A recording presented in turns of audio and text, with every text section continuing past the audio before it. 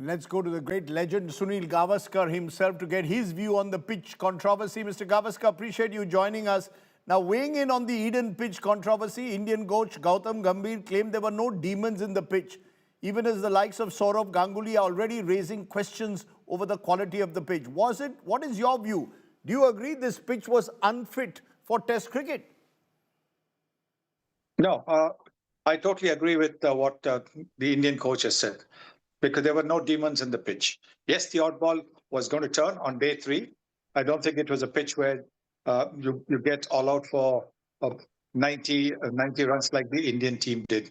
124 was gettable, and gettable with at least 5 wickets in hand. But sir, you are saying that this pitch was not unfit. But the truth of the matter is, sir, right from day one, we saw uneven bounce. The pacers benefited from it. There was sharp turn. Puffs of dust were coming out from the pitch. It started crumbling from day one. How can we say that this was a good cricket wicket or a wicket fit for a 5-day test match? No, it didn't start to crumble from day one. Not at all. On Indian pitches, you are likely to get a little puff of dust coming, but no, it wasn't. It wasn't a pitch which was crumbling from day one. Not at all. So I don't think it is something where you could say it was a bad pitch.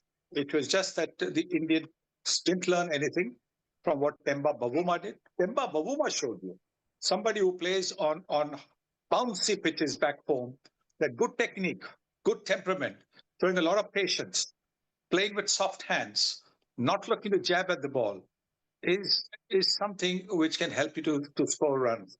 And what did India need? India needed one batter to bat like Temba Bavuma and score 55, not out, and they would have got to 124 without a problem. No, so it's interesting what you're saying. You're saying it's not so much about the quality of the pitch, but the quality of batting. Because let's be honest also, Mr. Gavaskar, this is the same team which was routinely scoring 400, 500 runs in every match in England just a few months ago. So they are not a bad batting team, surely. Yes. Yes, there is an issue when the ball is doing just a little bit. The pitches in England were pretty what you would call flat pitches. Now, if you want to play Test cricket on flat pitches, fine. But if you want to play cricket where there is a little challenge, that it's not shut for the bowlers completely, that the bowlers also get a little bit of help, then you want to play on a pitch where there might be a little bit of grass, or there might be a little bit of which will help seam movement, or there might be just a little area where the spinners can come into play. And that is what will make Test cricket far more interesting. But sir, with due regard, the match ends up in 3 days. Now we have ended up losing in India 4 test matches in a row against the top countries, which has not happened before. Something is seriously wrong, sir. Either the other countries are adjusting faster to such wickets, or as you said, our batsmen need to play spin better. Surely we would have been better off playing on a good cricket wicket that lasts 5 days rather than a wicket that reduces batting to a bit of a lottery. Whoever wins the toss gets a huge advantage, sir. No. This one was not a lottery. I don't think we should be using all those terms like this was a lottery and all that, because this wasn't a bad pitch. There were no demons in the pitch. I totally agree with the Indian coach. The Indian batters in both the innings did not show the resolve to try and stick around there. Look, you've got to keep your ego in the change room.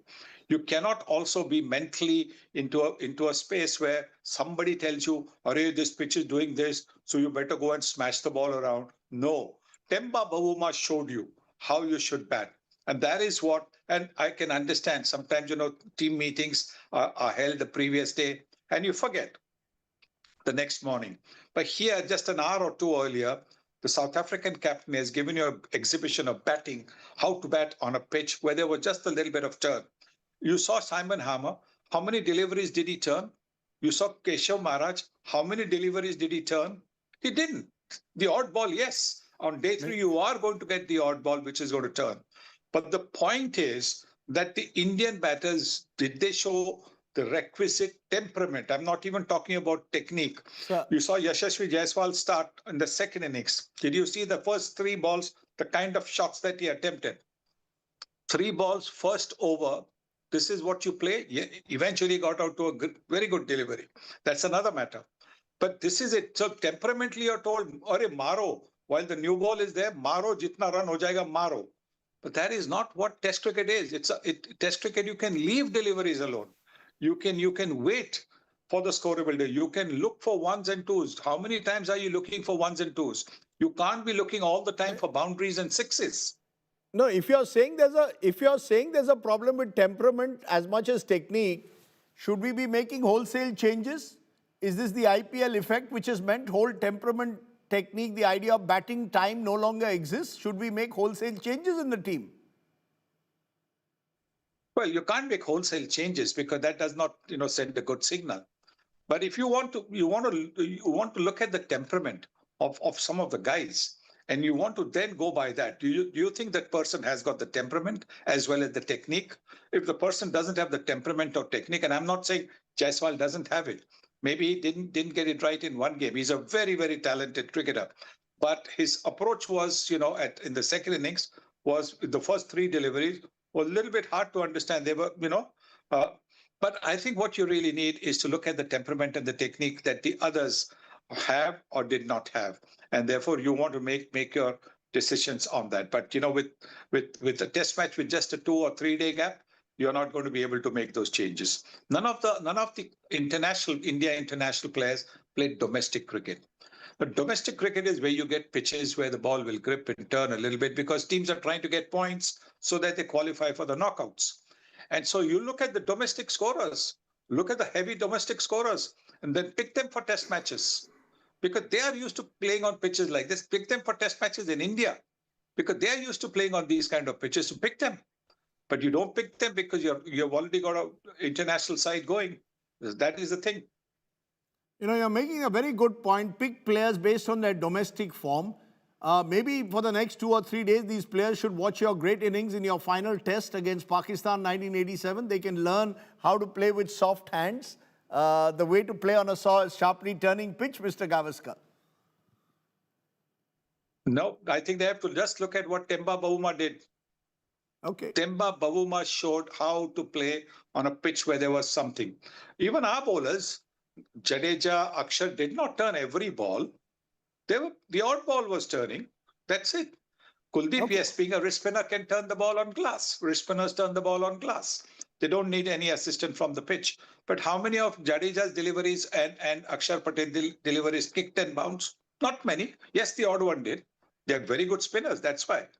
But that is why I'm saying, when we're talking about the pitch, I think you should be actually talking about the batting, rather than the pitch. Okay, you've given us a one-liner. Don't talk about pitch.